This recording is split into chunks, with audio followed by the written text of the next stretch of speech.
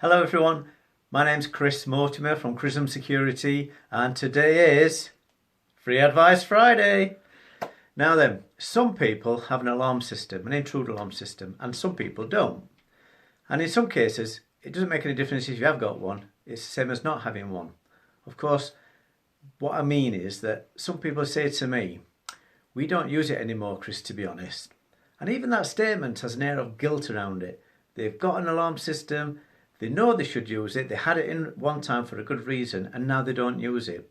They don't use it usually because it beeps funny. It makes a funny noise or it's got a little orange light on and they don't know what to do about it.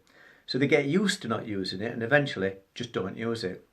It's a shame because usually the problems that cause that issue are very simple to fix. It could be a battery, a faulty detector, a fault on a panel, but they're all easy to fix. So get your alarm system fixed. And why now? More than ever before.